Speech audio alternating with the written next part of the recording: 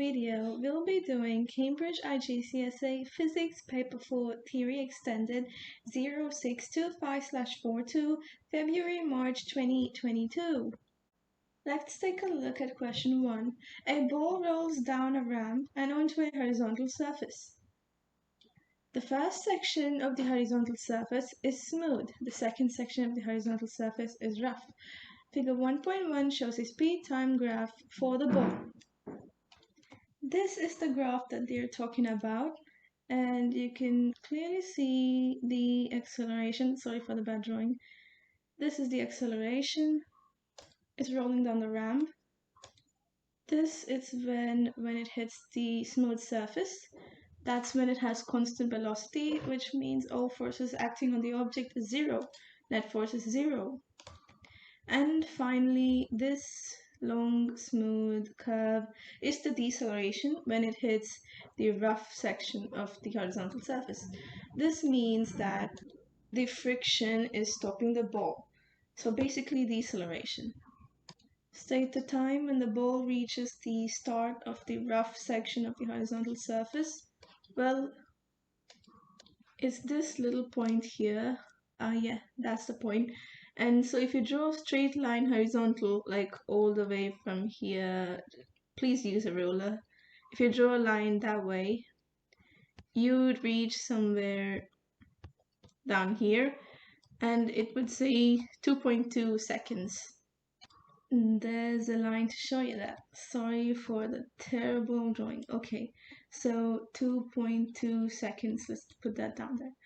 Explain how the figure shows that there is no resultant force acting on the ball when it rolls along the smooth section of the horizontal surface. This is when it hits the smooth surface, and so we can say that the ball is traveling at constant velocity. This is because the line is horizontal. There's no gradient. Gradient is zero. So constant velocity means that all the forces acting on the ball is balanced. You can put it down in these two ways. The line is horizontal, or the gradient is zero. And then you can say that it's a constant speed and there is no acceleration. Let's put that down. Now, why am I not using straight line over here? A straight line could mean even this line, but this that has an acceleration, the gradient is not zero, and that's the main difference between this one. So that's why we use horizontal instead of straight. Okay, let's get on to the next question. Using figure 1.1, determine the acceleration of the ball as it rolls down the ramp. Okay, now they're talking about this line.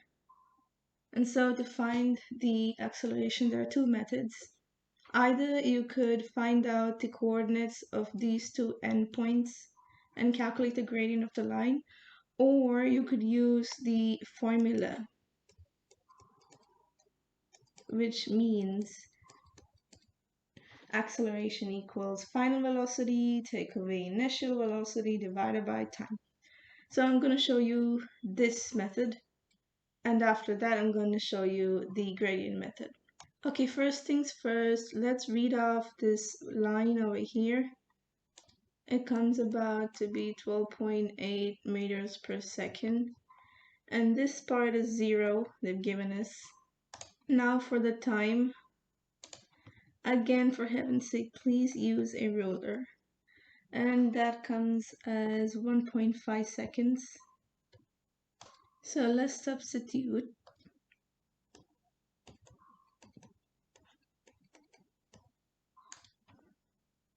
8.5 meters per second squared. Okay. Now for the gradient method, this point is 1.5 comma 12.8, and this one is 0 comma 0. So we have this and this. So to find the gradient, we have to find the difference between the x coordinates and y coordinates. This is the formula, by the way. Gradient equals difference between y coordinates and divided by the difference between x coordinates. So if we substitute them,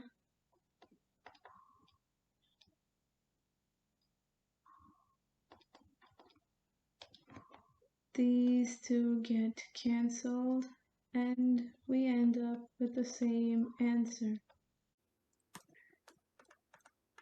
Okay, next question. The ball starts from rest at the top of the ramp, okay?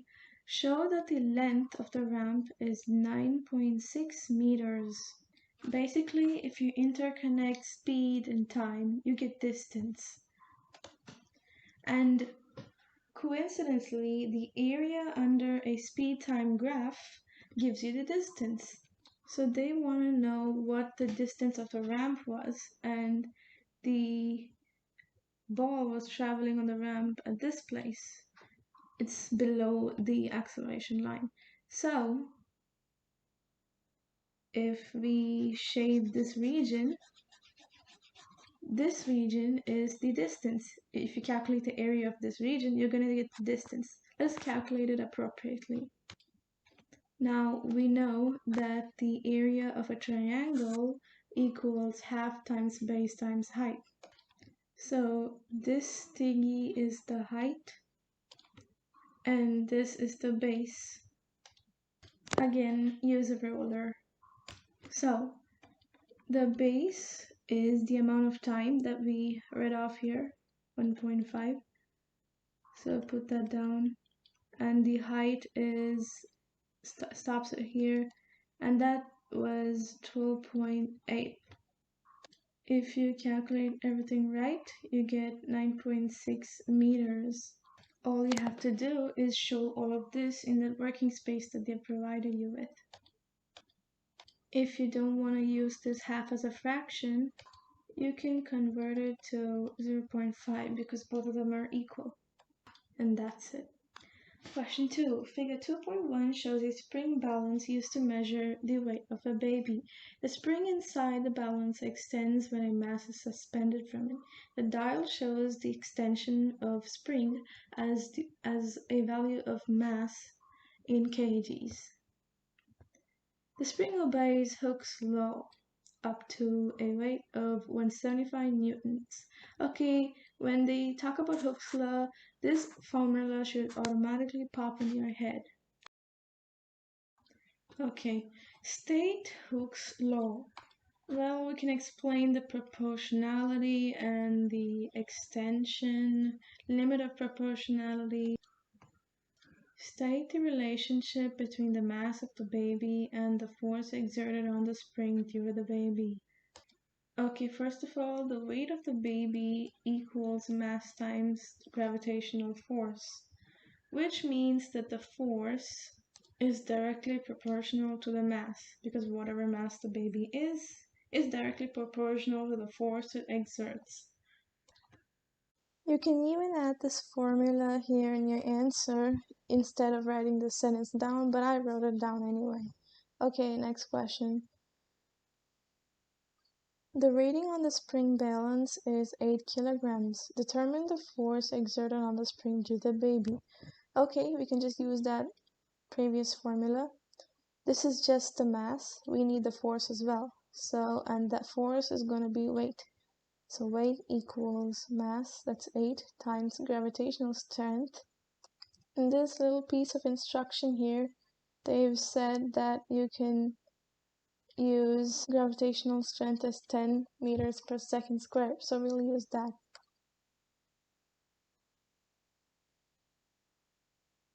So the force equals 80 Newton.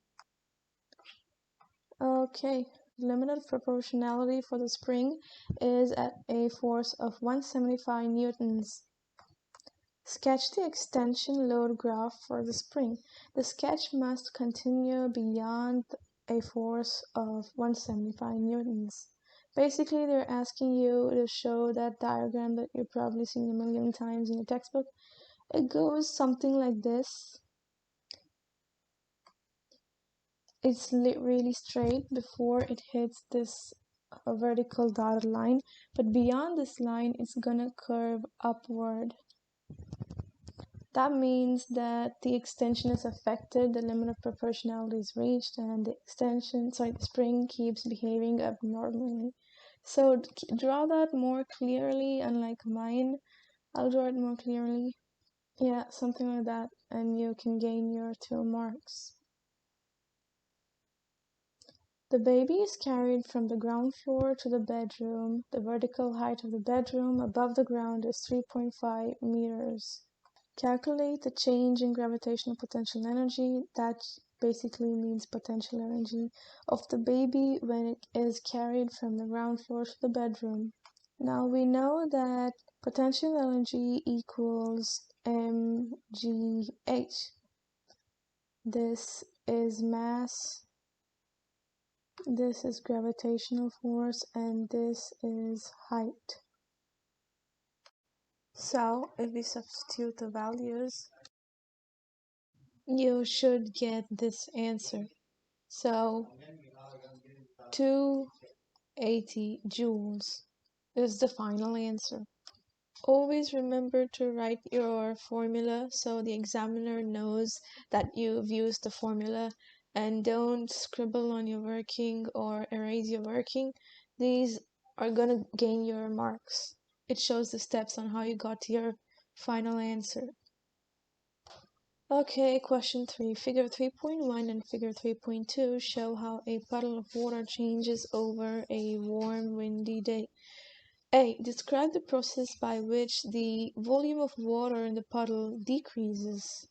It's obvious that evaporation has taken place here, but it isn't enough if you just say evaporation. You need to gain those 2 marks whole.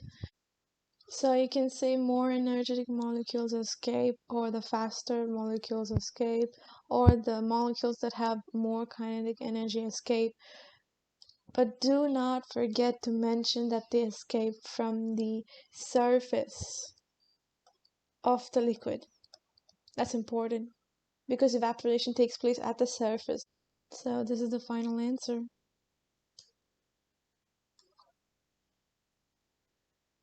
State and explain one change in the weather that could cause the volume of water in the puddle to decrease more slowly. Well, that would mean the evaporation rate should decrease. And it's kind of a common sense question. On a less windy day, clothes are less likely to get dried up. So evaporation has temperature and wind speed controlling it. So this is the answer, but remember they asked only one, so only write either this one and its explanation, or this one and its explanation. Do not write with slashes and both the causes, or you won't get your 2 marks. Okay, let's go to the next question. Explain in terms of molecules how sweating helps to cool your body on a hot day. Okay, maybe some biology students might like to explain about arterioles, dilation, vasodilation, vasoconstriction, but this isn't biology, it's physics. So you're supposed to explain more of the sweating molecules, like water molecules escaping from your skin. Explain that the water molecules use the energy of the skin to evaporate, escape into the air, and the lesser energetic molecules are left behind, and so the body is cooled. You have to explain like that. So first I'm saying that the skin has thermal energy, and that energy is transferred to the molecules. Now I'm explaining that the molecules are escaping from the skin using the energy that they get or absorb. And finally, lower energy molecules are left behind, and so overall the skin gets cooled. Question 4. A sample of sand has a volume of 0.050 meter cubed. The density of the sand is 1,900 kilograms per meter cubed. The specific heat capacity of the sand is 1,500 joules per kilogram degree Celsius. I. Calculate the mass of the sample of sand. Okay, the mass. Okay, let's take a look at the quantities we have. We have the volume of sand, we have the density of sand. This is a symbol rho. We also have the specific heat capacity, that's represented by C. And we need to find the mass. Okay. What you'll notice that these three quantities are linked by a formula. So we can transform this equation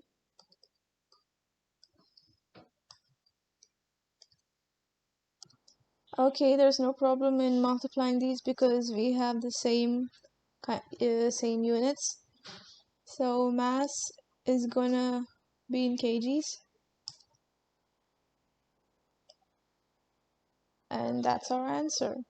2. Calculate the thermal capacity of the sample of sand. Okay, there's a formula for thermal capacity. And so we get 1.4 times 10 to the power 5. You just have to get one whole number in the answer, and then you have to get a decimal here. So 1, 2, 3, 4, 5, and so you have to write a 5 over there. Okay, so the final answer is this. Okay, the initial temperature of the sample of sand is 7 degrees Celsius. The sample of sand is heated using an electrical heater. The power of the heating element is 50 watts. Calculate the time taken to increase the temperature of the sand to 19 degrees Celsius. What you'll notice is that they have included this word power here, and when power comes, just write the formula and try relating any of the elements in the question. Now they've asked us about the time, and time is included in the equation. So we know the power, we've got to find the energy, and we really have to find the time because that's what's specified in the question. But how do we find the time? Example, we just rearrange the formula. But how do we find the energy to find time? We know the specific heat capacity of sand, we know the mass of sand, we've just found it, and the temperature difference is just 19 degrees Celsius minus 7 degrees Celsius. So this Q stands for energy, by the way. So once we've found this, we can just substitute it and we can find time. Okay, let's substitute. We found the mass to be 95 kgs. The temperature difference is 19 take away 7, and the specific heat capacity of sand is 1500. We calculate this, and we get this amount of joules. Now we have the energy. Let's substitute it in our formula. Now what you should know that time is always represented in seconds. Okay, so this divided by 50 watts, and we get 34,200. But you should remember that in physics you have to give your answer to two significant places unless specified by the question. So here they haven't specified any amount of significant figures, so let's round this off, sorry about that, to 34,000 seconds. Now you can convert this to minutes, but I'm gonna leave the answer in seconds. Okay, we're on to sub-question B. In some countries, the soil is too cold for plants to grow well. In these countries, plants are grown in plastic pots and kept inside. The pots containing soil are placed on sand. The sand is heated using an electrical heater as shown in figure 4.1. Okay, we have the heating element goes through the sand, and we can see that the heat can easily escape into the surroundings because there is no lid. Okay, and we can see that there is some sort of heat transfer between the pot and the sand through conduction. Okay, I describe in terms of molecules how thermal energy is transferred from the heated sand through the base of the plastic pot. Okay, first of all, energy is being transferred through conduction, and conduction is the vibration of molecules in a solid to transfer heat. And so here the molecules are vibrating and transferring heat. That's conduction. You can say they're gaining kinetic energy or any other way, but I'm just going to use conduction. Now you need to say that the energy reaches the pot molecules. And there you have your 2 marks. If you need more help with it, go through the mark scheme. Okay, the heating element in figure 4.1 remains switched on. The temperature of the sand remains constant at a value above room temperature. Explain why the temperature of the sand remains constant. Well, as I said before, the pot here in the picture does not have a lid. So obviously all of the the heat that the heating element is using and giving to the pot is gonna escape. But remember, you don't have to use the idea of the lid. Just explain that the sand loses the energy, keeps giving energy to the pot. Well, I'll write it down. Okay, the sand is warmer than the surroundings, so the thermal energy is lost from the sand. At a constant temperature, rate of energy supplied to the sand is equal to the rate of energy lost from the sand. So basically, energy is being lost and energy is being given, and so overall, there's a balance in the thermal energy level. Okay, this is a relatively easy question. A boy looks at an image of a clock in a plane mirror. Figure 5.1 shows the mirror, the clock, and the position of the boy's eyes. We have the mirror, clock, and the boy's eye. On figure 5.1, draw a ray of light from the clock reflected to the boy's eye. Okay, first let's draw the normal. And now I'm drawing the incident ray. And this is the reflected ray. Keep in mind that this angle and this angle should be equal to each other. This is the angle of incidence and this is the angle of reflection.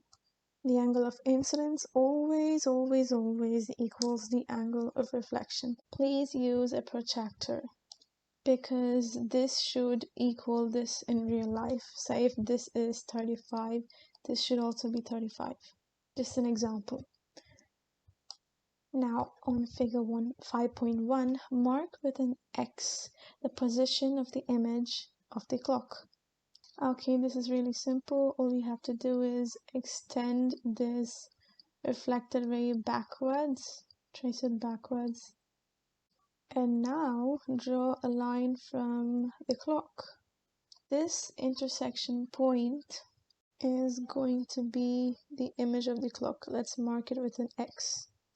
Now, I've done everything with pen, but you're supposed to do this with pencil in your examination, okay? I don't know about the X, but everything else should be in pencil.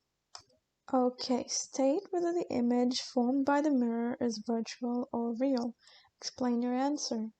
Now you can't just write virtual and then not explain your answer. You have to give an explanation.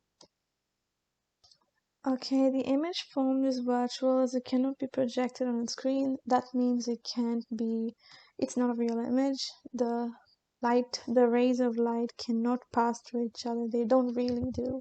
That's only in a real image. So this is virtual and the rays do not actually pass through each other. And they can't be projected on a screen. Pretty simple. Now don't get scared, you don't have to write both these reasons, just one is enough. This one or this one. Figure 5.2 shows the image of the clock seen by the boy.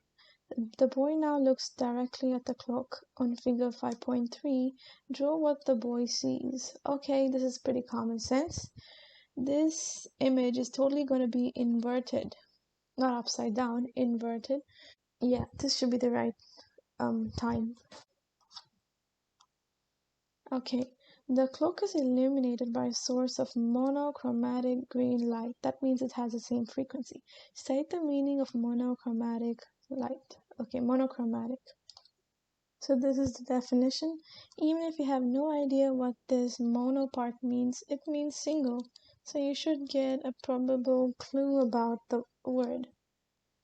The green light has a wavelength of 5.6 times 10 to the power of minus 7 meters. Calculate the frequency of the green light. Okay, you should really get this formula into your head whenever they're talking about wavelength, frequency, and wave speed. Wave speed, that's velocity, equals frequency times the wavelength, that's the lambda. So let's rearrange the formula to find frequency. And now let's substitute. We know that the speed of light is 3 times 10 to the power of 8 meters per second. So let's substitute. I'm actually supposed to write this thing like this, but for calculation's sake, I've written it that way. Your final answer should be 5.4 times 10 to the power 14 hertz.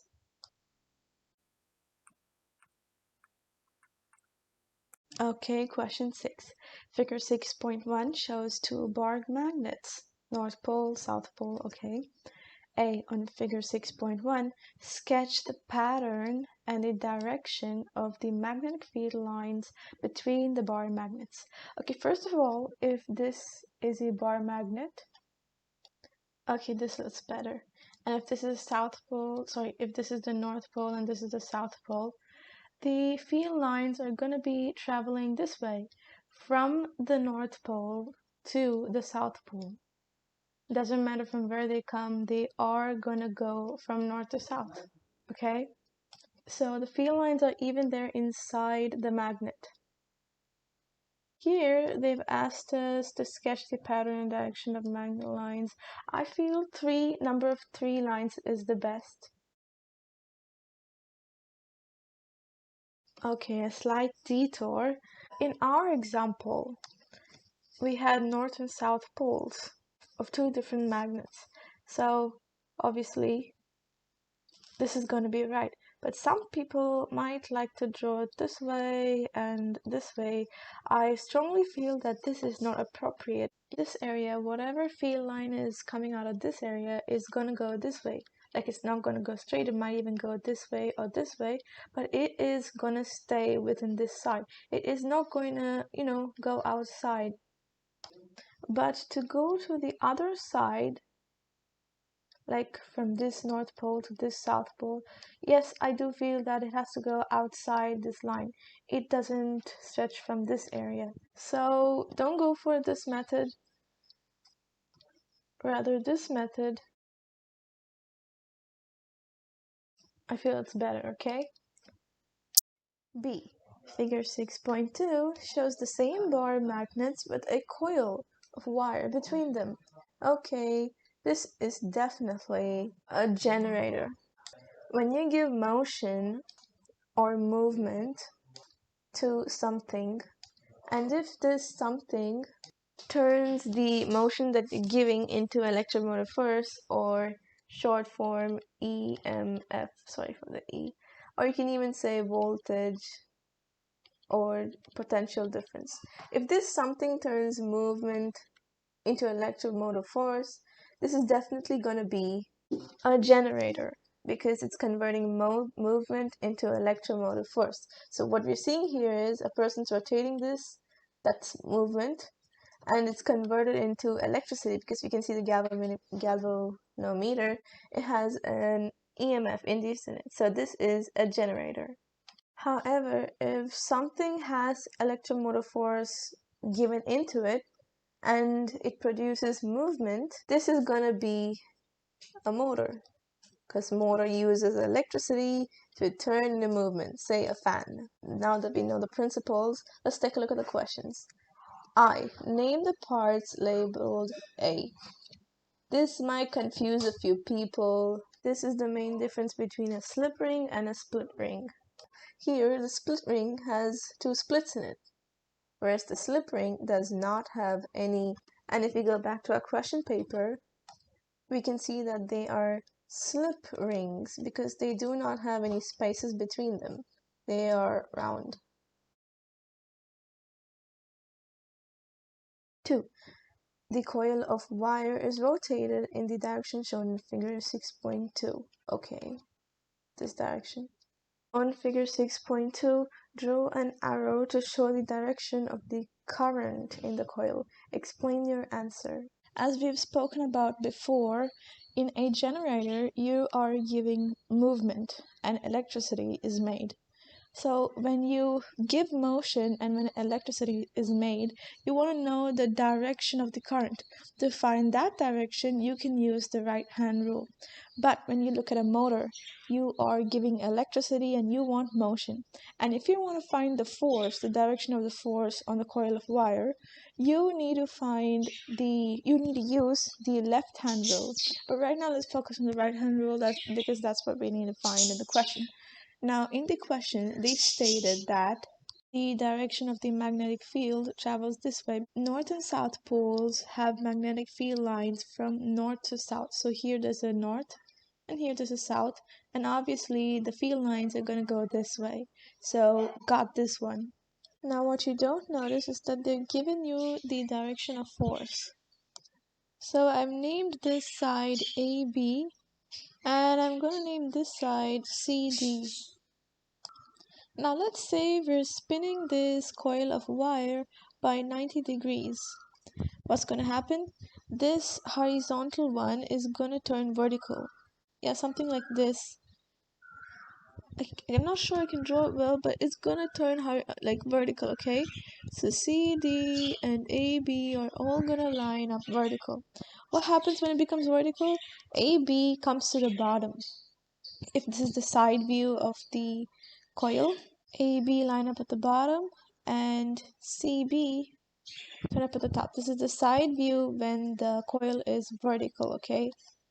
Now when it's vertical, the EMF induced by the field lines that are passing through it are going to be zero, okay? Because when the coil is vertical, none of the field lines actually cut through the coil. But when it's horizontal, there is maximum induction. Like right now it's horizontal. And so there is maximum EMF being induced through the field lines. But when I turned it vertical, there is zero EMF. Okay, now suppose I'm going to turn this vertical thing back to its horizontal position, but in the same direction. Now we've been rotating it, think clockwise. Now we've rotated it here. Let's see what happens when we turn it again clockwise to form its horizontal position again. Now AB was at the bottom when we turned it vertical. It's gonna appear on the left side of the coil. I'll explain. This is because now our coil has completed 180 degrees of rotation. That's like half a turn. So just imagine this coil rotate 180 degrees in the direction they've specified us, that's clockwise, and you'll picture this. Okay, so now if we take a look at side AB, when it was turning this way, when it was in this situation, and when we turned the whole coil that way, the AB side experienced a downward force because it was being pushed downward when we rotated it by 90 degrees. Sorry, 90 degrees, not Celsius. In this direction, the AB coil was being pushed downwards, and so that's why if this was the side view of the coil, this side was AB and the other side was CD. CD came to the top. So basically the AB side experienced downward first. Let's write that down. And the direction of field is this way. That's to the right. Now we've got the field direction, we've got the force direction. Now all we have to do is find the direction of current. This is where this rule comes in. Take your right hand and project the fingers like they're in the diagram. But now turn your whole hand upside down so that this thumb faces downwards. So your hand should look something like this. Now I know the diagram doesn't look too clear, but if this is your hand, the thumb should point this way, okay? Let me see if I can draw that. Now the thumb should point downwards, the index finger should point to your right, and the middle finger should point straight at you. If you can position your right hand by that way, you will find that the middle finger shows you the direction of current. And so the direction of the current is towards you in this coil of wire. So the current travels all the way like this. It's pretty complicated when you start with it, but then if you get the hang of the rule, your right hand rule, it's gonna be easy. Just remember that the right hand rule is used to find the direction of current, while the left hand rule is used to find the direction of motion. Okay, coming back to our question. They said to draw an arrow on the figure, and it looks like the arrows should be pointing this way, as I explained. That means clockwise. Now, it's a bit weird to kind of explain how you got it, but it's never a good idea to write the right hand rule. This is wrong. Never write that. Instead, we can write why the right hand rule explained it. Never mention anything about the right hand rule. We can say that all of this force, the magnetic field lines, and the current that's passing through the coil are all perpendicular. This is because they are perpendicular. You can see that there is a 90-degree angle if you draw them this way. There is 90-degree here and 90-degree here. Overall, they are mutually perpendicular, and that's how you explain it. Now, why are we using mutually? Mutually means together, so it means induced current are together perpendicular. Explain how rotating the coil in figure 6.2 continuously causes the galvanometer needle to show an alternating current. Okay, what's the property of alternating current? AC current is varying current. Digital current produces digital waves, and AC current produces varying waves. It's like this. Sorry, not like this. Like this. If you plot a graph from 0, +1, -1, you're going to get a sine wave. Now these peaks and troughs are formed because the current is reversing frequently. Now you're not required to, explain about all those sine waves. You only need to explain about the rotation and how the rotation causes the flick in the galvanometer. Well, first of all, it starts off with the magnetic field lines. They cut through, and they cut through the coil as well. So as the coil rotates, it cuts the magnetic field lines.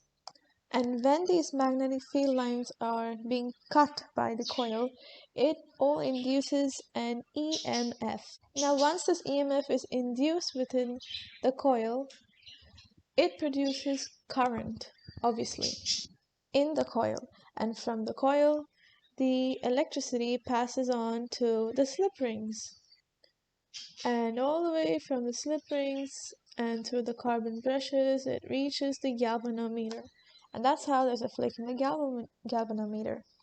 Now it's important to know that the direction of current keeps changing as the coil rotates 180 degrees. So basically the current keeps getting reversed, its direction.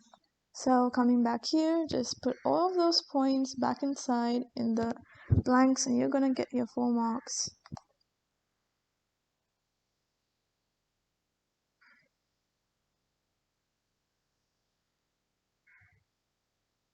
Question 7. Figure 7.1 shows a circuit including a 12-volt battery. Now battery doesn't mean just one battery as we call in colloquial. Battery means a group of cells. That's these. It can be like this and so on. They're just given dashes. And two identical lamps. The 12-volt battery consists of cells connected in series. Each cell in the battery has an electromotive force, EMF, of 1.5 volts. Determine how many cells are in the battery.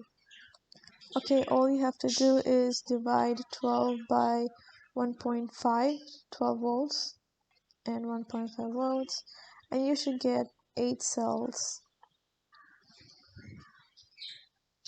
When the switch is closed, the ammeter reading, that's current, is 2.4 amps. Calculate the total resistance of the circuit. Okay, it's pretty simple. It involves the Ohm's law.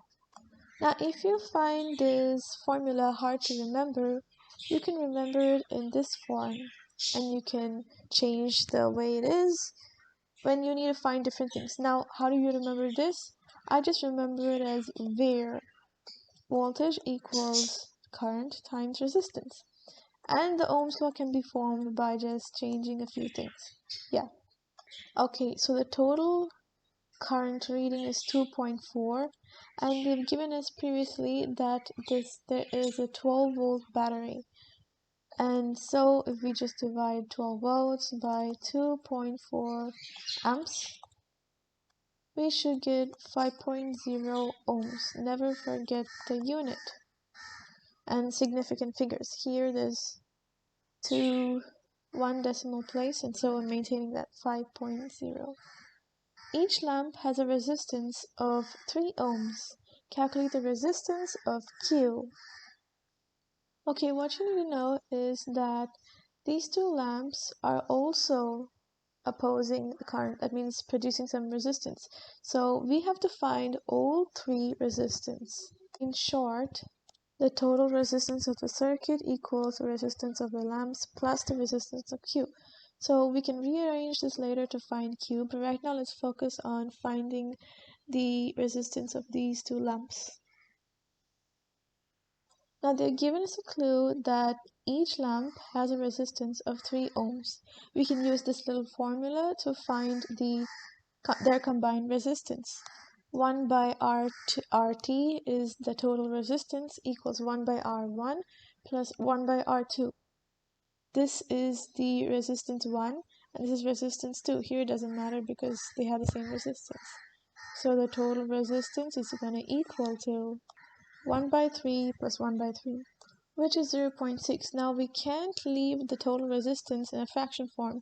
So we're going to flip this fraction form to form this, okay? Now since RT by 1 means just RT, let's leave it like that and ignore the 1. And whatever you do to the left hand side of the equation should be done to the right hand side, so the 0.66 flips. Now we can leave that in a fraction form, so let's find out what 1 divided by 0.66 is. It's 1.5. Now, as we saw previously, the total resistance is going to equal the resistance of the lamps plus resistance of Q. Now we need to find the resistance of Q. Should equal resistance total minus 1.5 ohms. That's the combined resistance of these lamps. Now we've just found out that the total resistance is 5 ohms. 5 take away 1.5 should give us 3.5 ohms. On figure 7.1, draw the symbol for a voltmeter that measures the potential difference across the two lamps. Okay, what this question basically wants us to do is find the correct position for a voltmeter to measure the voltage across these two lamps. Now, what you should know is that voltmeters are always connected in parallel to whatever they're gonna measure potential difference. In case you don't know the difference between a parallel circuit and a series circuit, here we go. Okay, this is a normal circuit, but how about we add another lamp into it? We can add the lamps this way or this way. In this circuit, we say that the bulbs are connected in series because they're one after each other. So suppose you're gonna remove this bulb out of the circuit. What happens is that all of the potential difference in current is going to be transferred to this bulb, and so this bulb is going to glow more brighter than it did before. This is because the energy from the cell was being transferred to both of these bulbs at the same time, and so it was split. But however, in this circuit, even if you cut off this bulb, this is still gonna glow with the same brightness. This is because here it was divided. Suppose the current was 6 volts, okay? Sorry, the voltage. 3 volts would probably go here and 3 volts would probably go here. And so the bulbs are going to glow with equal brightness. And the same thing is going to happen here, but if you remove this one, the 6 volts, whatever is supplying, is going to go here, and this is going to, glow brighter. Coming back to our question, where do we place the voltmeter? This is the symbol, by the way. We usually place the voltmeter in parallel with whatever we want to measure, wherever we want to measure the potential difference. So if I want to measure the current voltage or potential difference around this lamp, I'm going to connect the voltmeter this way, in parallel. So if you use this idea, you're probably going to find the right answer to our question. So the voltmeter is probably going to be connected like this. There we go. C2. Calculate the power supplied to one lamp. Now, how did I get to this formula in the first place? Well, we combined both these formulas. This one and this one. We substituted V with whatever is here. So what do we have in the end? P equals I R. Basically, everything's being multiplied. Now, I times I can also be written in this way. I squared. Makes sense. And that's how we got to this. It's basically stuff. Now, to calculate power, there are many formulas, but out of all the formulas, we don't know the value of the voltage, so we can't use any formula that has V in it. The only formula that does not have V and is related to electricity is this formula. So if you go by it, you might think, what's the current value? If you go through the question well, you can see that they've mentioned here that the current reading in the whole circuit is 2.4 amperes. Now we can't use 2.4 amperes square. This is wrong. This is because when 2.4 amperes comes from the main unit, it's going to get split into 1.2 over here and 1.2 over here. Eventually it's going to add up to 2.4 here. And so that's why we are going to use 1.2 amperes.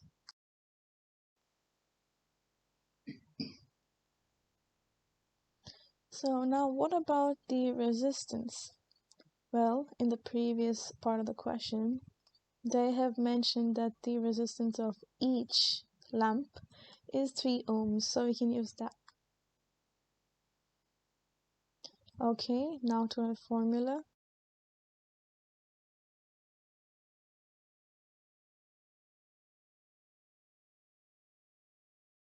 4.3 watts. 8. A radio is connected to the main supply using a step-down transformer. Draw a label diagram of the structure of a basic step-down transformer. Okay, unfortunately, you're supposed to memorize this diagram. It's pretty simple once you have looked at it real many times. You can stick the diagram in your bedroom or bedroom door, so whenever you get time, you can just look at it and it'll just enter your mind. First, you have this iron core. Now, I'm drawing freehand, but you are supposed to use a ruler if you want to make your diagram neat. It's not a must, but I prefer to use a ruler. So this is the finished up diagram. Always the first coil, this one, is the primary coil, and the second one is the secondary coil. And this is an iron core. Don't forget to mention that.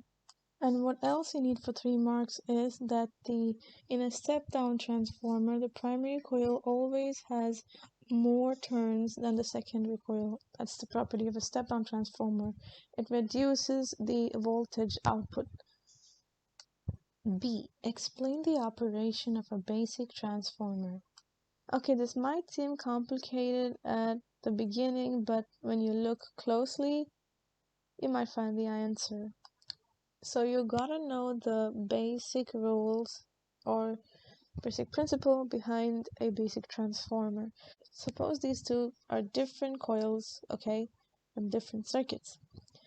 How about this coil gets connected to a battery?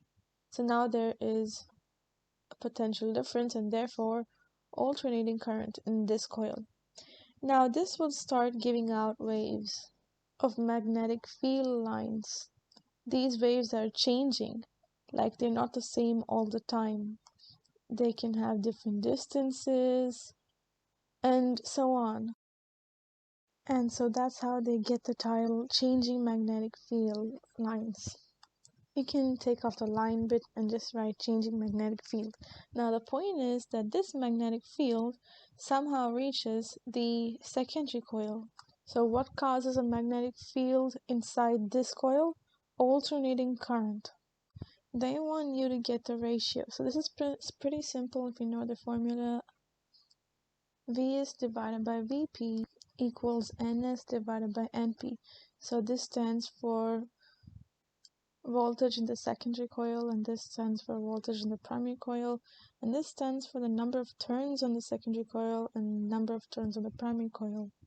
Now we have the main supply. This is going to be the primary coil, the first coil, and the output voltage, this is going to be the secondary coil, because see, this voltage is lesser than this.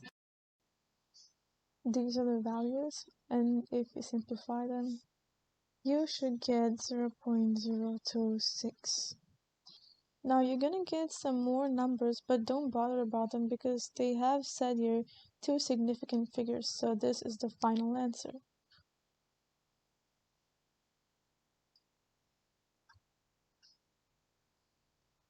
Okay, one of my favorite topics, digital electronics. Question 9. Figure 9.1 shows a digital circuit. Oh, I think this is an AND gate, yep, and this is a NOT gate. It's essential you know the symbols in digital electronics. These are the truth tables for all the gates you need to learn in IGCSE, and if you find them tough, here's a little hint. When you talk about AND gates, think of that you're multiplying whatever the inputs are. Say 0 times 0 is 0, and that's why we have 0 here. 0 times 1 is also 0, 1 times 0 is 0, and 1 times 1 is 1. Now, it's not actual multiplication, but you can remember it that way. And for the symbol, if you see the D little here, the little D, and then if you take the gate, they both are similar, so they're D's. And so the symbol for the AND gate is a little D. That's how I remember it. The NAND gate reverses everything what the AND gate does. So if you remember the AND gate, it's easy to remember the NAND gate. Now the OR gate. OR gate, I think of it like addition.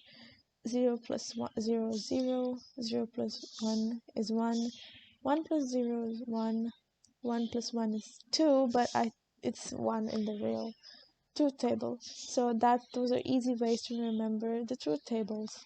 And yes, again, the NOR gate is just the opposite of the OR gate.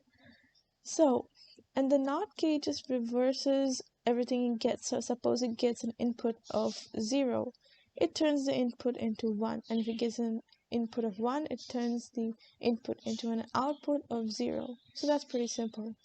So basically, the NAND gate is the addition of AND and NOT gate, and the NOR gate is the addition of OR and NOT. A1. Explain what is meant by digital. Well, a digital signal can only have high or low, or 1 or 0, but in conclusion, it is a signal that has one of two possible states, either high or low, or 1 or 0, okay? 1 means high and low means 0. You can either use 1 and 0 or high or low. 2. Table 9.1 is a truth table for the digital circuit shown in figure 9.1. Complete the columns C and D in table 9.1. Okay, first let's write down the truth table for both these gates. Well, mostly AND. So this is the truth table for the AND gate. When A has 0 and when B has 0, it's going to have 0 at C. Now when A is 0 and B is 1, C is going to be 0. When A is 1 and when B is 0, it's again 0. And finally, when both of these inputs are 1, C is 1.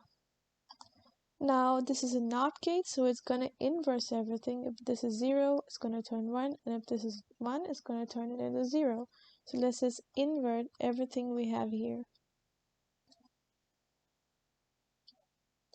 B. State the single logic gate that would produce the same output D from inputs A and B. Well, as I told you before, when AND and NOT join together, they form the NAND gate. And the symbol is like this. It's just this whole gate with a little circle in the front.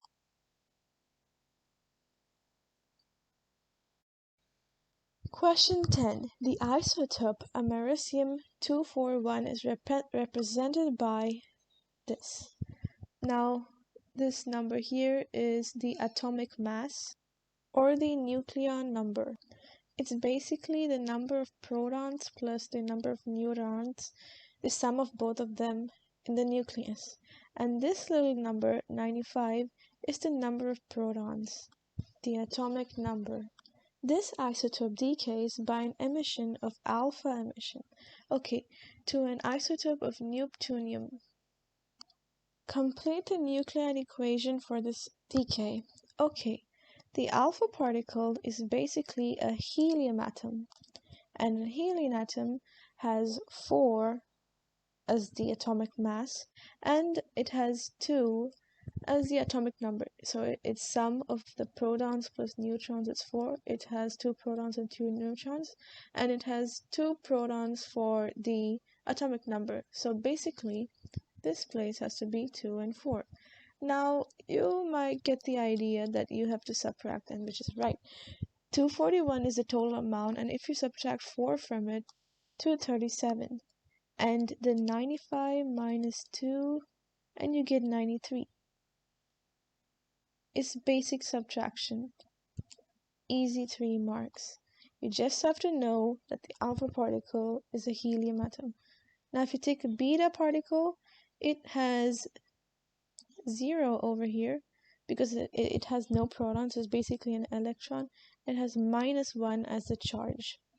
And gamma, it doesn't have anything. It has no charge, but it's highly dangerous. B. Figure 10.1 shows a simple diagram of a smoke detector. The smoke detector contains a small sample of americium-241. This isotope ionizes the air between the metal plates in the detector. Ionizes. What does ionize mean? It means removing some electrons from whatever is passing through. Say, example, something passes through.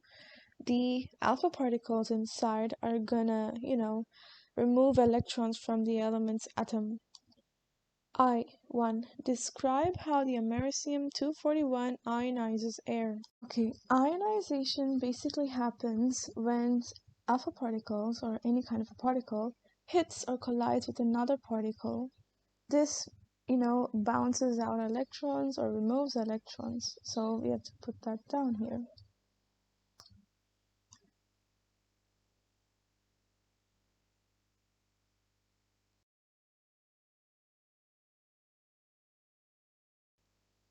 Two, suggest and explain 2 reasons why smoke detectors use an isotope that emits alpha particles rather than an isotope that emits gamma radiation. There are a lot of options you can choose from. For example, alpha particles are more ionizing than gamma particles. What does that mean? Well, alpha particles can remove more electrons or are more stronger at ionizing than gamma rays. Secondly, alpha particles are stopped by smoke particles. They can go through smoke particles, whereas gamma rays can penetrate through them. It's really strong. And lastly, by health choice, alpha particles are better because gamma rays can really damage human body. So therefore, alpha particles are less harmful to humans. Now remember, don't write more than 2 or you might lose your 2 marks. So that brings us to the end of this physics paper. If you like this video, like, comment, share, and subscribe. And don't forget to watch the other videos that we have posted of global perspectives, biology, and so on. And if you have some friends or family members who are in need of primary checkpoint videos and secondary checkpoint videos, you can check out our channel. We have plenty of videos. And bye for now, and good luck for your exams.